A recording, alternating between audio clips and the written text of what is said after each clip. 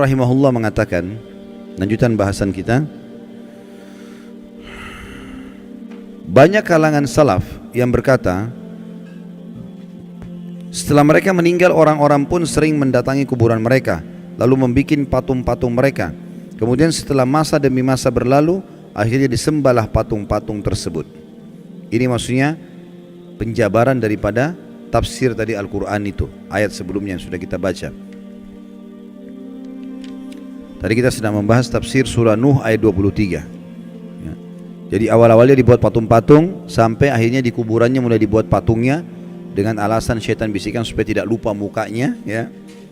Lalu kemudian mulailah berjalan waktu, lama-lama orang jadi sembah ya. Sembah itu berarti, sembah artinya kalau kita bilang iyyaka na'budu, hanya kepadamu kami menyembah. Sembah itu tunduk, patuh, cinta ya.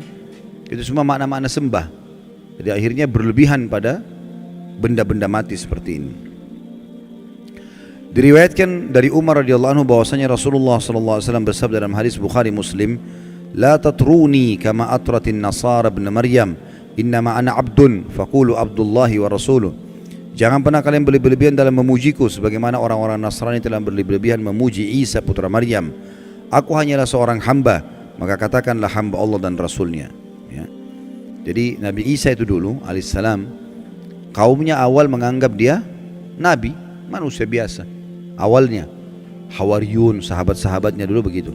Berjalan waktu, mereka mulai menganggap Isa ini manusia suci dan lahir tanpa ayah, berarti dia anaknya Tuhan. Mulai pindah ke situ, namanya gulu, berlebihan. Akhirnya memposisikan Nabi Isa alaihissalam bukan lagi pada posisinya sebagai utusan Allah saja, tapi sudah luar biasa, sampai pada tingkat yang menganggap Isa dan ibunya Maryam alaihissalam adalah Tuhan. Awalnya tidak, tapi lama-lama ke situ. Awalnya cuma oh ini orang soleh, ini nabi. Oh, akhirnya mulailah diinterpretasikan, dijabar-jabarkan. Nah ini kayaknya dia lahir tanpa ayah, berarti anaknya Tuhan nih. Nah berarti ya, supaya kita tidak lupa buat patungnya. Sekarang orang Nasrani banyak tidak sadar, mereka bukan lagi sembah Allah, bukan juga bahkan sembah Nabi Isa, tapi sembah apa? Patung. Ditaruh patung di situ, mengatakan itu patung Nabi Isa, patung Maryam. Patung, gak ada hubungannya sebenarnya. Tapi seperti itu. Dan apa bedanya dengan kaumnya Nabi Nuh yang tadinya buat patung, awal-awal diminta-minta, lama-lama akhirnya disembah gitu. Sementara Nabi Isa alaihissalam berlepas tangan dengan itu ya. Saya nggak tahu sudah pernah saya bacain belum dalam surah Al-Maidah ayatnya. Belum. Kita buka sekarang Al-Maidah. Kita lihat bagaimana Nabi Isa alaihissalam nanti pada hari kiamat itu kalau tidak salah di ayat 116 ya.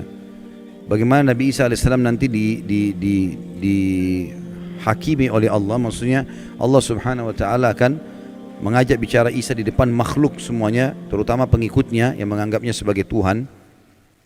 Sudah buka 116? Baik. Saya bacakan, a'udzubillahi minasyaitonirrajim. Wa idz qala Allahu ya Isa ibn Maryam anta qulta lin-nasi ittakhiduni wa ummi ilahaini min dunillah qala subhanaka ma yakunu li an aqula ma laysa li bihaqq in kuntu qultuhu faqad alimta ta'lamu ma fi nafsi wa la a'lamu ma fi nafsik innaka anta 'allamul ghuyub. Dan ingatlah ketika Allah berfirman, hai Isa putra Maryam, maksudnya nanti hari kiamat nih, di depan orang-orang semua, apakah engkau mengatakan kepada manusia, jadikanlah aku dan ibuku dua Tuhan selain Allah? Maksudnya ada Tuhan lain ya, Trinitas yang mereka bilang itu. Isa menjawab alaihissalam, maha suci engkau, tidaklah patut bagiku mengatakan apa yang bukan hakku mengatakannya. Jika aku pernah mengatakan, maka tentulah engkau mengetahui apa yang ada pada diriku, dan aku tidak mengetahui apa yang ada pada diri engkau. Sesungguhnya engkau maha mengetahui perkara-perkara yang gaib.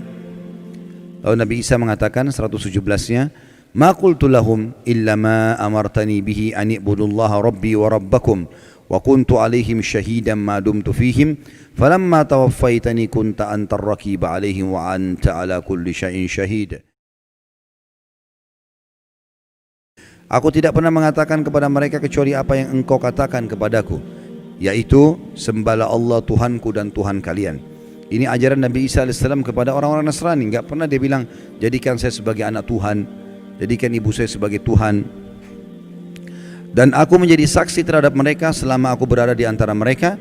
Maka setelah engkau wafatkan aku, engkau lah yang mengawasi mereka, dan engkau adalah maha menyaksikan atas segala sesuatu.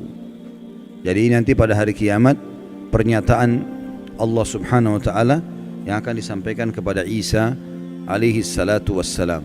Dan Nabi SAW mengatakan, jangan pernah kalian berlebih-lebihan dalam memujiku, sebagaimana orang-orang Nasrani telah berlebih-lebihan memuji Isa putra Maryam. Aku hanyalah seorang hamba.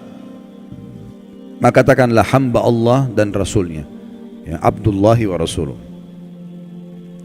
Juga sabda Nabi SAW di dalam hadis riwayat Imam Ahmad, Tirmidzi, Ibnu Majah dari Ibnu Abbas radhiyallahu anhuman, bahwasanya Rasulullah SAW bersabda, iyyakum wal gulu fa innama ahlaka man kana qablakumul gulu.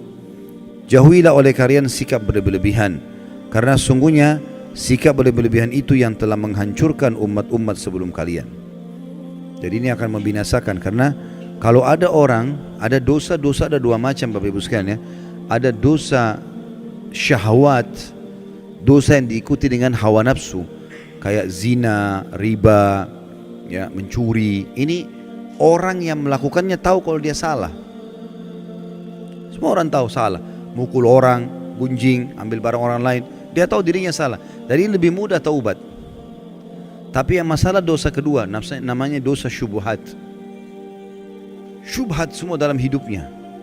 Dia pikir dirinya ibadah padahal selagi salah. Ini bahaya sekali. Orang nggak tahu masuk dalam syirik, masuk dalam bid'ah. Dia pikir dirinya ibadah padahal sebenarnya salah. Diingatkan Rasulullah tidak pernah contohkan, nggak apa-apa. Loh kok nggak apa-apa ini? Gimana caranya nggak apa-apa? Nabimu tidak pernah contohin, nggak apa-apa? Gimana? Sahabat nggak pernah contohin, nggak apa-apa? Ini bahaya sekali, ini resikonya besar, ya. Seakan-akan orang mengatakan kalau Rasulullah SAW masih hidup, tidak apa-apa ya Rasulullah, saya kerjain nih. Walaupun anda belum ajarkan. Kira-kira kalau dia bilang begitu depan Nabi, diapain sama Nabi itu? Pasti dia dihardikin, tidak boleh. Gimana caranya? Ya. Para sahabat saja tidak ada yang berani itu. Ada yang pernah bilang, kan ada beberapa sahabat yang melakukan perbuatan Nabi nggak pernah contohkan. Jangan lupa loh, waktu itu wahyu masih turun. Dan ada dalam sunnah-sunnah Nabi ada namanya kauliyah, perkataan, ada fi'liyah, ada perbuatan, ada takririyah, persetujuan Nabi. Kalau sesuai dengan wahyu, Nabi enggak tegur, Nabi biarin aja. Kalau dilarang, Nabi larang. Karena wahyu lagi proses turun. Kalau sekarang Nabi SAW sudah meninggal, agama Islam sudah sempurna, gitu kan?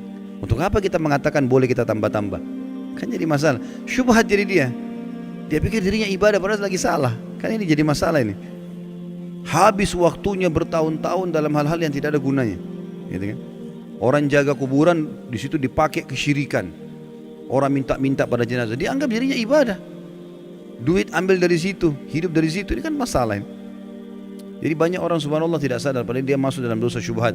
Dan ini lebih bahaya karena orangnya susah taubat. Dianggap dirinya benar soalnya. Ini masalah ini, ya. Mudah-mudahan Allah selamatkan kita dari situ.